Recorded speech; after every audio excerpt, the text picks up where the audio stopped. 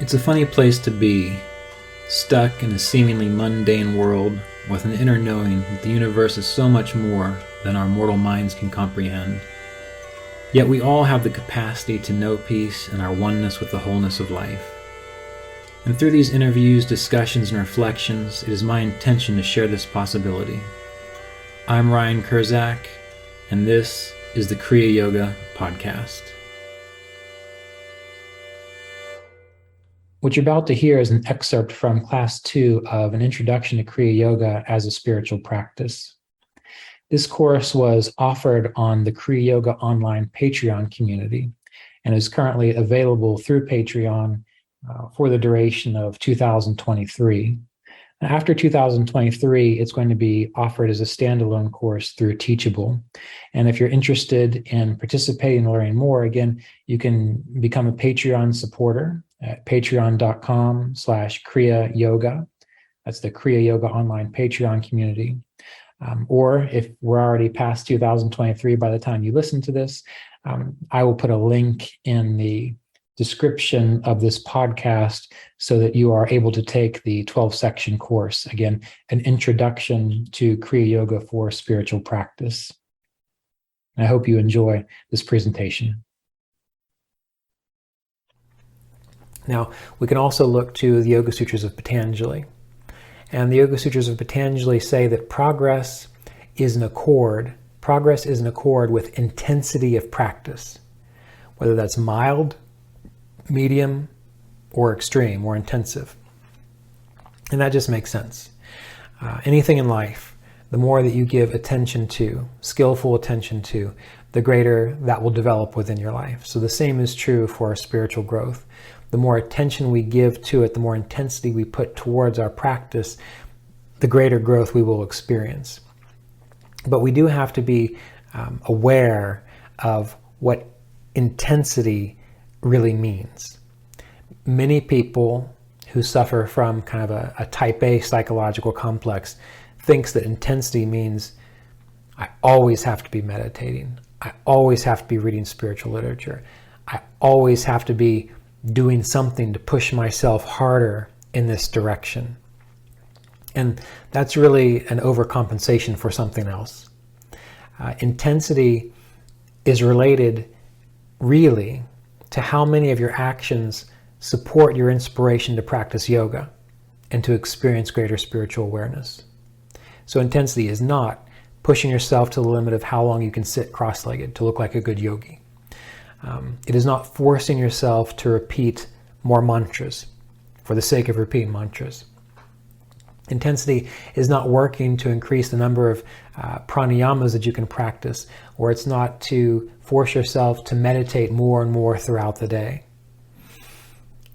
Intensity is related to your ability to successfully do what is necessary to sustain your spiritual life and your inspiration towards self-realization. And this is really the focus of our session today, looking at realistic ways to streamline and align your life so that your activities, they don't fall into the category of the overcompensation type A psychological complex, but they are intelligently applied ways of living that allows more spiritual energy to be developed within your life and greater realization to come, and for your consciousness to expand naturally and easily and to grow without stressing yourself out. Because the type A psychological complex stress situation really isn't helping. It's kind of, in a sense, sometimes pushing you backwards. So we're going to talk about a few of these things like meditation, length, mantra practice, pranayama practice, and so on. So let's start with this idea of mantra. Many of you are familiar with the idea of mantra. It is a word or word phrase that you use in order to facilitate a meditative or superconscious state. In the Kriya Yoga tradition, we often recommend the use of So-Hum mantra. Hong Sa is also a regular mantra used. Om Namah Shivaya, or simply chanting Om These are some of the primary basic mantras within the tradition. But mantra needs to be applied intelligently. So we have to remember that mantra practice, doing more mantras mechanically, does not result in greater intensity in one's spiritual life. Practicing a mantra while your mind is fresh, dynamic, awake, and engaged, this is what contributes to clarity of awareness. Mr. Davis, you might have heard this story before, talked about how he had overheard Yogananda say one time that if you practiced mantra or Soham mantra for 5 hours straight, that you would easily experience a superconscious or enlightened state. And Mr. Davis heard that, and he was in his late teens when he knew Yogananda. So he had that kind of enthusiasm of youth, and he thought to himself, oh, well, I'm going to do that then. And he was new to a lot of this. He had just been accepted as a student of Yogananda's. He had been raised on a farm. While he knew how to do certain yoga postures and he had an interest in meditation, the depth of the practice, it was all really kind of new to him. So he decided that he was going to sit there for 5 hours and practice mantra. And he said what he learned was that you can sit for 5 hours, but it doesn't necessarily mean that you're going to be actually engaged in the mantra practice. Because after a while, your mind drifts away. You start to fall asleep. You nod off. Distractions come up. And when Yogananda had said to be able to practice mantra for 5 hours, he meant you practice mantra for 5 hours while being perfectly present with the practice. Not just repeating the mantra again and again in the background of your mind while you nod off, or fantasies and daydreams come your way, or you put yourself into a trance. He meant that in every moment when you repeated that mantra, each mantra was like a brand new moment. You were perfectly engaged, perfectly awake to it. And many of you have experienced this maybe when you've been doing a certain activity that requires a lot of attention to detail. When you're engaged in an activity that requires a lot of attention to detail, you're not daydreaming, you're not falling asleep, you're not nodding off. Every second of that experience, you are pristinely aware of the process. So for mantra to work in a way that is ideal, that is what needs to be cultivated. And so for a beginner, rather than aiming for lots of mantras, what a beginner needs to do intelligently is to practice mantra and then stay with it as long as one can remain engaged, or as long as one, even if you get distracted, you're still awake enough that you can come back to it and say, no, come back to center, focus on the mantra. And you do it just that long. And just before you get to the point to where you're going to be falling asleep or losing awareness or putting yourself into a trance or a stupor, you stop. You do a little deep breathing and you conclude the practice.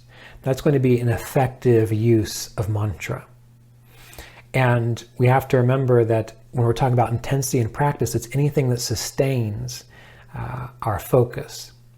So if we can only do a mantra practice for, say, 5 minutes, and what we need to do in order to do that again is to just take a break, go for a walk, read the newspaper, engage in activities which give your mind and consciousness and nervous system a chance to kind of reset themselves and grow and expand. That's what you have to do. So we want to look at it almost like an exercise routine, where a person who exercises, they go and they exercise, but they don't do it to exercise all day long. They go, they get their body strong, and then at other times they know that their body is getting stronger, that their muscles are repairing and regenerating. And so next time, or in a few weeks or so, they can exercise a little bit longer or with a little more intensity. But to do that intelligently, you're not just pushing yourself to the limit every time. You are giving yourself time to step back. So within all of this practice, there needs to be activity towards your goal or activity towards your meditation technique or practice, but there also has to be time for rest, for just letting it be, for just living your life like normal. And this applies to longer durations of meditation as well. Again, many people read about yogis or consider folks who say they meditate for 8 hours or longer, and it's often thought that that's what you need to shoot for. Well, you might want to shoot for that, but what you want to shoot for is not the time. What you want to shoot for is your ability to be interested and engaged in it. And don't feel bad if you're only interested and engaged for 15 minutes. That's better than nothing, and that's where you've got to start. Yogis, authentic yogis, who are able to sit for longer and be in the process without falling asleep, they are enjoying it. They are pristinely present the whole duration of it. They didn't do so many pranayamas and then all of a sudden their consciousness zones out and they just finish out the rest of the time and in like a semi-conscious or unconscious state. They are pristinely aware the entire time. So meditation, you need to meditate as long as you can while staying awake, engaged, interested. Sitting to meditate for long periods of time just to look like you're a good meditator, it's not very useful. Sitting to meditate for long periods of time when you've only really meditated for about 15 minutes and then the next hour and a half, all you're doing is fighting to stay awake. That's not intensity. That's not very good. We won't say what it is. Intensity is doing whatever it takes to stay present within the process. Pranayama is the same way. Pranayama can be very powerful preparation for deeper meditation, but it needs to be practiced with care and with well-being in mind. Meaning you don't want to hyperventilate, you don't want to make yourself pass out, you don't want to do pranayama such that it feels like it's a strain or a struggle. Many people who, once they learn Kriya Yoga, they learn to do the Kriya Pranayama, and they think they just need to keep doing more. And really, after they've done, say, 24 or 36, like, it's hard. It's almost like, it's like when you've been, again, exercising and you've been lifting a weight, and then it just becomes hard to lift up. You've reached your max. Well, you don't keep trying to power through that. You admit, I've done a good job. Now I'm going to rest. Because you see, there is a balance between the activity. The activity is propelling the momentum of our spiritual practice. But we also have to be able to let that grow. Just like in a garden, you plant the seeds, you water them, you do the activities which will allow the seeds to have their greatest effect, but you can't force that seed to grow. So the same thing is true with our meditation, our spiritual practice. We have to do these things, but then when we're not doing them, we have to be okay with that. If we're always thinking, I should be doing more, I should be doing more, that's shaming yourself, and that's creating a negative state of consciousness. If you know you are doing your best, just let yourself do your best, and do that every day, week after week, month after month, year after year. And if you are doing it that way, you're going to have the results. You don't need the stress. You don't need, again, the type A psychological overcompensation complex. The process works when you do it. Stress doesn't make it work better. Same thing if you're learning a musical instrument. Paying attention to what you're doing and keeping your technique good every day for a little bit every time, that's what allows you to get better and better and better. Being frustrated about it, thinking you need to go home and practice more and more and more when you're already practiced out, is going to give you negative results rather than positive results.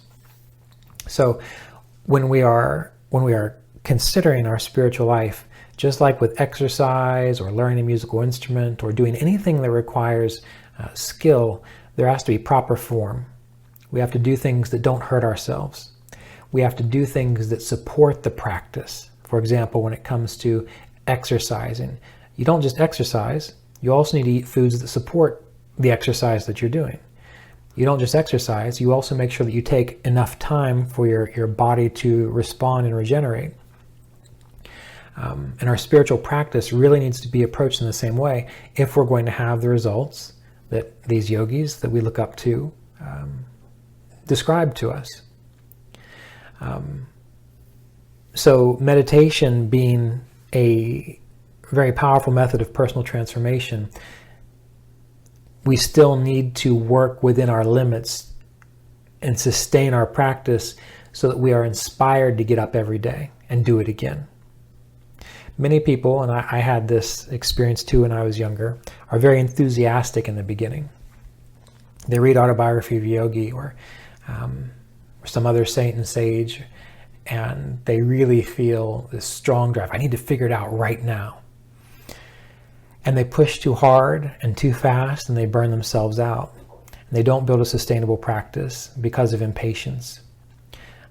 Yogananda had said that our spiritual life needs to be like a wood fire that's built well, that burns slowly and steadily over time, rather than a straw fire that goes up with a great blaze and then goes out almost as quick as it started. And I have to say, I feel fortunate in that many of the students that I've been able to know and work with, they already seem to kind of get this a little bit, but we still need to talk about it because many times the enthusiasm is very useful, but it needs to be moderated. It needs to be cultivated. It needs to be tended over a long period of time. And if we can start to see everything from that perspective, then again, we can recognize that when we make good food choices, that is our Kriya Yoga practice. That when we choose to take care of our body, that is Kriya Yoga practice. That when we decide to get on a regular sleep schedule for our well-being, and so that we can be alert and attentive when we meditate, that is Kriya Yoga practice. And I feel it's really important to pay attention to that affirmation and to acknowledge those things. And it's good to acknowledge them while they are happening, if you're able to. But it's also good to spend some time, maybe at the end of the day, to review what you've done that day and to acknowledge these are the choices that I made that go to support my desire for self-realization or my desire to be committed to this spiritual path of Kriya Yoga. And if you do that every day, essentially what's going on there is you are recognizing, remembering that you are doing quite a lot to support your inspiration towards greater spiritual awareness. And I found that by acknowledging that really has a capacity to empower us. And it also gives us the capacity to not focus so much on these very narrow approaches where many people say you just have to meditate more. You start to see the broadness of your life being a representation of your intention to wake up spiritually speaking and to have a greater clarity and greater inner peace. And again, the more you admit that, it's like the more you realize what you're doing and the more full your inner life becomes, no matter what you're doing. So while maybe some of you wished I would get more into things at this point in time, like what are the chakras? What do they mean? What is this energy that we're doing, that we're moving around when we practice Kriya Pranayama? What are the specific mantras that make it all work? Maybe some of you want that, but I would like to encourage you to see that those are useful things, but there's so much more to it. And this is coming from my own experience in my own practice, from the initial enthusiasm that I had when I first began a few decades ago, to observing those changes and what was required to make positive changes, and also working with many students and seeing how their life, what really mattered in their life so that they experienced what they were aiming for. And all that we're talking about here are those fundamental principles, those real effective parts of the process that actually made the difference. And again, my goal teaching Kriya Yoga And my goal in this introductory course is to really point out what works, really point out what actually makes the difference between one person who spends their entire life trying to realize what the sages of yoga understood versus the student who goes through the process and as they go, every now and then looks back and says, wow, I am realizing this. It's actually working. So the whole purpose of what we're focusing on, even if it doesn't seem as specific as you would want it to be, or as esoteric or mystical as you want it to be, these are the real things that make the difference. So please keep that in mind as we go through this process. And in this second section of the class, we're going to focus on, again, some broad topics such as discipline, choice of entertainment, choice of social experiences, choice of leisure time, how to engage the idea of prayer within your life, before meals, before meditation, before sleep. And also, it's important to consider things like appreciation and gratitude, because all of this helps to direct your consciousness to a more spiritually oriented mindset.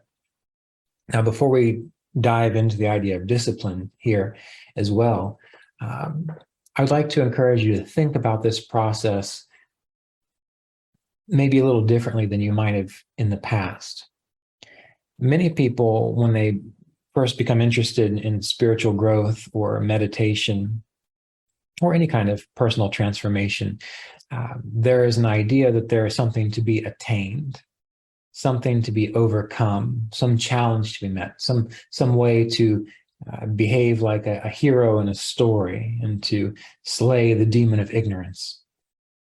And those ways of thinking about things, they're very useful in the beginning. They can be very inspiring.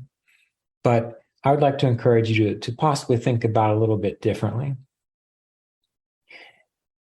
There's always this phrase that I've focused on and meditated on and contemplated, this phrase that everything is God, or everything is divine, or everything is consciousness, or everything is infinite pure spirit. It's like an idea that's often promoted. And some people take that phrase and they misapply it or misunderstand it, and they say things like, well, if everything is God, if everything is the infinite, if everything is spirit, well, why even try? You know, why do I even need to worry about meditation? Why do I even need to worry about practicing the yamas and niyamas? Why do I even need to worry about living in these philosophical ideals? Well, I've thought about that a lot. And I remember I spent a good year and a half contemplating that. I did my regular meditation practice, and I used the contemplation techniques that we learn in the Kriya Yoga Apprenticeship Program, the 2-year Kriya Yoga Apprenticeship Program. They're also outlined in the book Kriya Yoga Vichara. But I would use these techniques to focus on what I wanted to understand spiritually speaking. And one of the snags that I hit philosophically that I had difficulty reconciling was this idea that everything is God, everything is the infinite.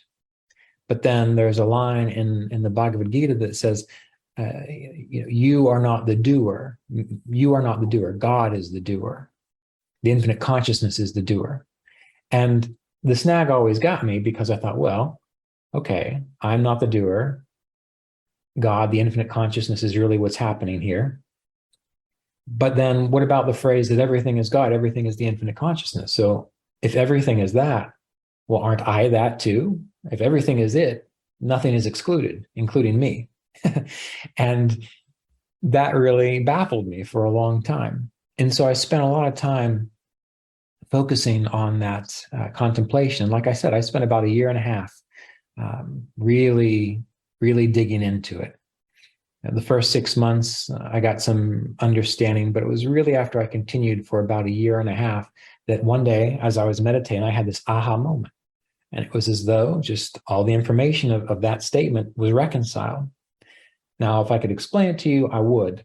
But that's really what we're trying to do with this process, is give you the ability to do your own contemplation so that you can understand this information, which is really beyond words, or hard to encapsulate with words without seeming kind of inane, I suppose.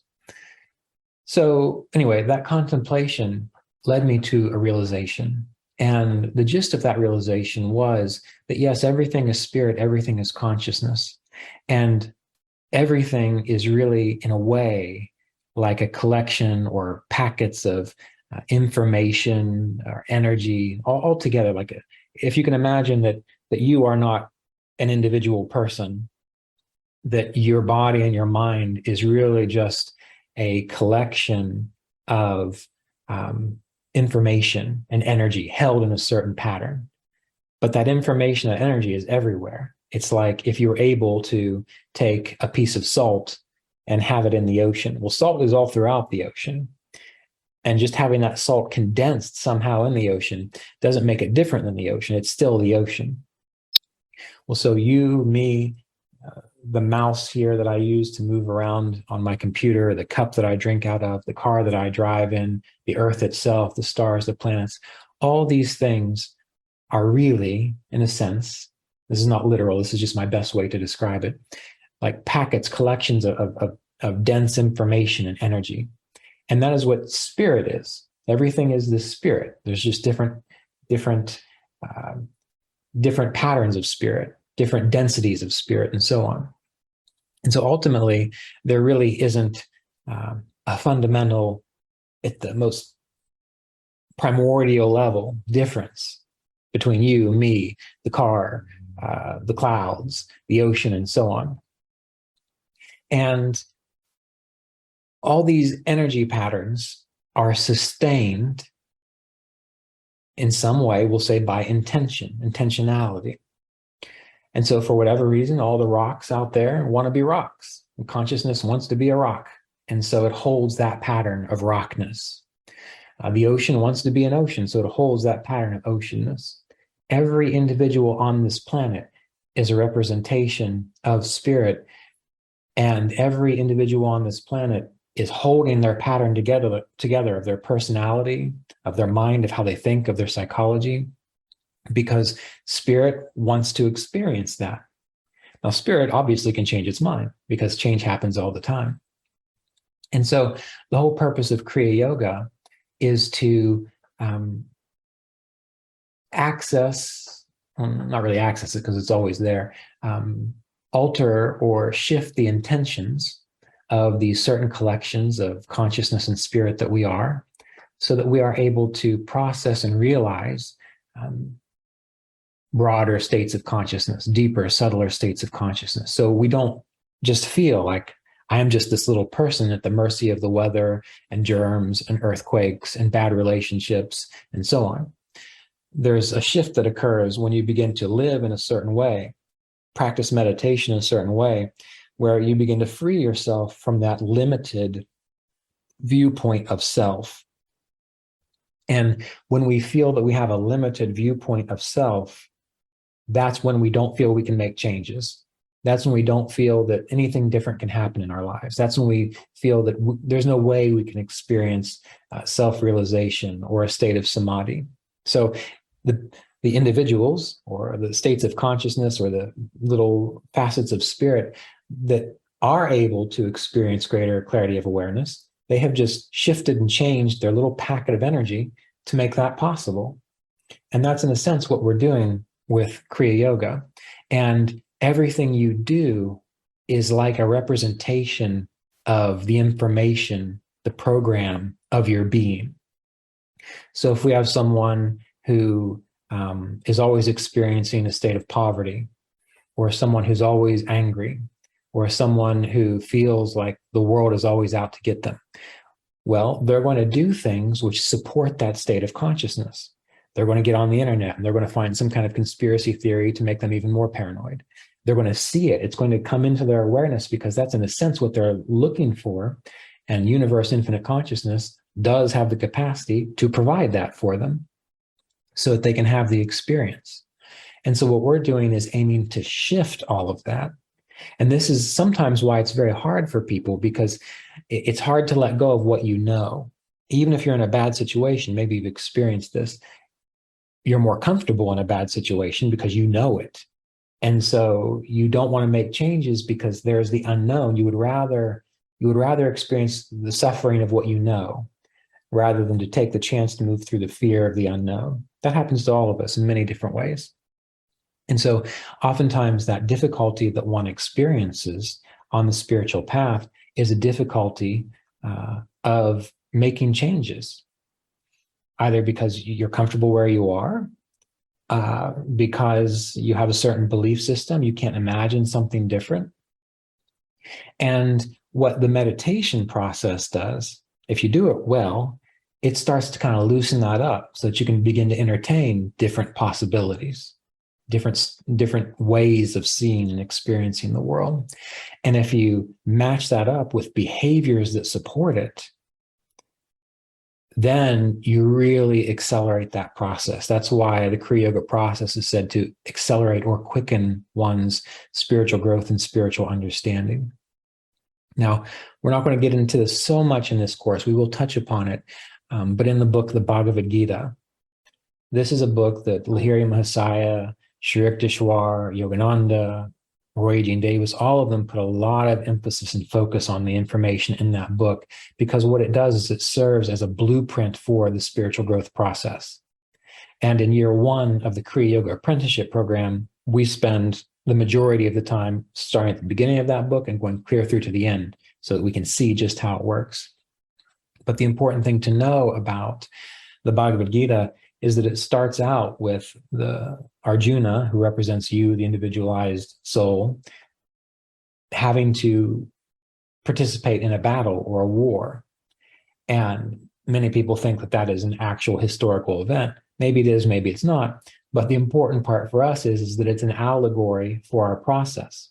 He doesn't want to fight in the war, even though it's going to lead to something greater in regards to his interpersonal growth. Why? Because he's comfortable, because he doesn't want to do the work, the hard work that it's going to take to overcome those difficulties, again, with this allegory of the Bhagavad Gita. But we all start there. And the biggest issue we have is overcoming that resistance and doing what it takes to be successful, and having trust in the process. Having trust in the process. And I don't like to encourage blind faith or blind trust. That gets people in trouble. I'm talking about the kind of trust and faith that's based on sort of, okay, let's see what happens. And I'm going to try this out. I'm going to see how it works. And again, fortunately, we do have access to authentic lineages and traditions which have been able to perpetuate an effective spiritual path through time. And that's good. That helps out a lot. And so what I'm trying to encourage you to consider and understand here is that there may be things that feel difficult for you, changes that might feel difficult for you. And I don't want to tell you not to do them, but I also don't want you to overwhelm yourself. Everything that we've been discussing, you have to look at it from a very self-honest perspective. Meaning you have to ask yourself, am I being honest with myself about how I'm approaching my life, such that I'm making choices that support, really actually support why I'm taking this class, why I want to practice Kriya Yoga, why I want to participate in this Kriya Yoga tradition. And sometimes self-honesty is difficult. And I want you to be honest. So if there are things that you know that you're not doing that you probably should do, don't beat yourself up about it. Just be honest. Just say, yep, I probably should do that, but I'm not. And in time, you will find that you eventually come around to making the positive changes. So when we talk about things like discipline or how you choose your entertainment or choice of social interactions and these types of things, you don't have to be perfect about it. You just have to be honest with yourself and say, yeah, I'm willing to do this much. And just the more honest with yourself you are, what you will find is that in time, rather than forcing yourself, jamming yourself into a predicament where you have to make a change, you will just kind of want to change. It's as though you grow up a little bit. You say, yeah, I used to do this, and I got to tell you, now I see that it's not really, I don't see the benefit of it. And I understand these more uplifting choices I could make. And that has been an experience in my life. Maybe some of you have taken the Kriya Yoga Discipleship Course. And I talk a lot about my relationship with Roy Eugene Davis in that course. And him being my Kriya Yoga teacher, for the most part, I just listened to what he said. It made sense to me. I understood it. And so I did it, even if it caused me difficulty from time to time. But there were a few things that in our relationship, I didn't understand at all. And I thought was kind of ridiculous. But I still trusted him because, he had 40 some 50 plus more years of life on me. So I tend to trust people who are older and more successful. And what I found is that those situations where he recommended something for me to do, or he advised a different way of being in life, even if I didn't understand it, even if I thought, oh, he's just out of touch, he just doesn't know what it's like to live in this current era, this modern time. What I found out was almost always a few years later, I would understand exactly what he was talking about. And so what that did for me, it helped my faith and it helped my trust. And so now when I reflect upon my relationship with Mr. Davis, and I think about what he recommended, the things that he advised, I don't question them, because the things he recommended and advised never misled me, always made me stronger. And even if I doubted it, I always noticed a few years later, I ended up seeing his point of view anyway. So it's very good if you are able to find that kind of experience with a Kriya Yoga path or a Kriya Yoga teacher. But keep in mind, there is like a trial and error aspect of it. You have to try things and see if they actually work. And you have to be open to the possibility of change. And again, I'm sure I've already said this, but I'll say it again. One of the obstacles, when Mr. Davis was asked, what are the greatest obstacles that a Kriya Yoga student experiences? And he said, the greatest obstacle is not doing what they know they should do. And the question came up, well, what should I do? Well, that's what we're doing. We're discussing that. And Mr. Davis, it was always interesting to watch him interact with students, especially new students. I remember one time I was on retreat, and there was a group of students from another country, and they were all gathered around. I was sitting off to the side, just observing, and they were fascinated with what he was saying. And they had been there the whole week, and Roy had talked a lot about what we've been talking about, taught the Kriya Yoga techniques, how to meditate, when to meditate, and so on. And one person raised their hand and said, but what can we do to really accelerate our spiritual path? And me, I was young and arrogant and judgmental. And of course, I thought, what? Why are they asking that question? They've spent a whole week here learning what they need to do. Why are they asking, what do I need to do? And in a way, I could kind of see Roy, and I saw him take a moment. And again, he was in his early 80s or so, and he probably grew way beyond the state of arrogance and judgmentalism, I suppose, that I had. And he just responded very kindly. Well, what you need to do is meditate every day, attend to the yamas and niyamas, do essentially what we've been discussing all week. And he left it at that. So keep in mind that what you need to do to accelerate your practice is live your life in the ways that we're describing. Do the things, the basic things, and those will accumulate in time, and you will see the results as the years go by. So anyway, let's get back to the actual structure and syllabus that I had for us.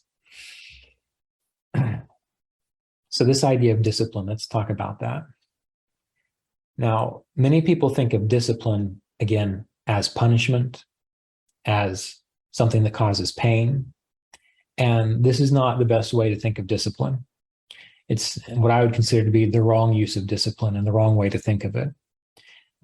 We have to remember that everything in life, everything you're going to find, requires a certain approach for success. Again, there are a very small percentage of people that are super lucky, that everything seems to just work out for them. Maybe you are that person. I think it's highly unlikely. But every now and then you see one that they can spit in the wind and everything comes their way for some reason. This particular way of approach that we're discussing is not for them. They're for the rest of us who actually need to do something to align our life to have success. So everything in life requires a certain approach for success. Even making a proper meal. My stepdaughter sent me a message last night asking for my chana masala recipe, which was very touching that she was asking me to help her do something, and that she liked my chana masala that much. But even that, I thought about it, and I don't have a recipe. I just know how to do it. And so I throw it all together and it comes out good. Well, I'm going to sit down, I'm going to write out the recipe and give it to her. But in order for her to have success doing that, she asked someone with more experience what to do. And I'm going to share. So everything in life has, in a sense, a recipe for success. And the spiritual path is no different.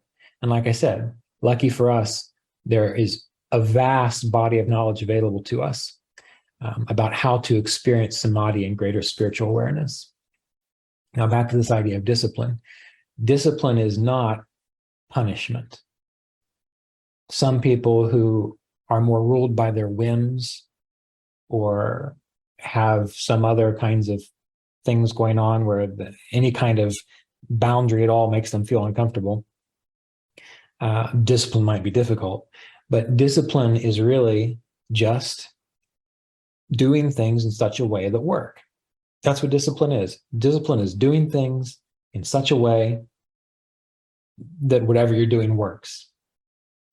So can most people live off of highly sugar soda water and fried chicken wings and watch TV all day long and not exercise and have the energy and the clarity of mind to meditate in an effective way? No, most people don't. Again, barring the very lucky one that might be out there that's able to pull that off. Can most people win a marathon by not training, by not eating foods that support their body? No. Most people have to do a little bit of something every day, month after month, to train to be able to complete a marathon.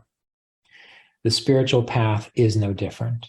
So when you think about being disciplined, try to avoid the connotation that's kind of been overlaid on it, which is you're doing this because there's something wrong with you and you're a bad person. No, you are what you are. We are all what we are. We use discipline to become what we want to be. We use discipline to become what we want to be. If I want to be a successful guitar player, then I have to sit down and practice every day with intention, paying attention while I do it. Not being distracted and trying a little bit and then watching TV while I play, really paying attention to every aspect of it. If I want to be able to have a successful business or resources so that I can support myself and my family and be able to donate to good causes, what do I have to do? Well, if I wasn't born into a wealthy situation, I have to figure out ways to work, ways to budget my resources, ways to invest and spend my money well, so I have that capacity. People who do that are going to have much more financial well-being than people who don't think about it at all. So when it comes to the spiritual path, you just have to be disciplined. You have to consider what has worked for other people, what have I been taught that works, and what do I need to do to begin engaging that process, even if it's uncomfortable at first. Of course, it's going to be uncomfortable because you don't like change. But let's say you're all right with that. Then you have to kind of start doing things, and you might not see results immediately. But as time goes on, when you look back, you will definitely see results. And then that's always the fun part about watching students become engaged in this process is at first like, well, I don't see many changes. And I say, well, give it time, stick with it. And especially if they've gone through the 2-year apprenticeship program. At the end of the 2 years, I say, well, what kind of changes have you seen? And they say, I can't believe the changes that I've seen. The small little things that I've done to shift my awareness. I'm a very different person. My understanding is very different. My packet of information and energy is very different than what it was when I first got started. And that's all because they used discipline to make little changes, and they stuck with those changes. And when it comes to discipline, one thing I recommend is don't do them and say, well, I'm going to do this for 6 weeks or a year. If you're going to make a change, make the change that you're willing to make for life. It's like when you go on a diet. You don't want to say, I'm going to go on a diet for 6 weeks or for 6 months. You want to pick the diet that is supportive of you and say, this is how I'm going to eat now. Make it that kind of commitment. And of course, as you learn more and grow, you might need to tweak it and make some changes. But it's good to look at things like that, because if you're going to become a new person, you have to be committed to becoming a new person. And again, that's not to say there's anything wrong with you at all, but the new person is the person that represents the state of consciousness that you want to experience. If you want to experience what you are experiencing now, just keep doing what you're doing. That's it. If you have an inspiration to, again, experience what yogis talk about, then you got to do what the yogis do. It's as simple as that. And that is really what discipline is all about. So you don't have to make it punitive. You don't have to be angry about it. You don't have to get all frustrated. You just have to decide, what recipe do I need to follow? I mean, imagine if I was trying to make a meal and I had a recipe and I was getting angry every time it asked me to use a spice that I don't have. Well, I might have to go to the store and get that spice. But at the end of the day, I'm going to go get it and want to have it, and then I'll be able to make that meal from that point forward. So it's really just that simple. This episode of the Kriya Yoga podcast was made possible by donations from Kriya Yoga Apprenticeship students and supporters of our Patreon community at www.patreon.com/Kriya Yoga.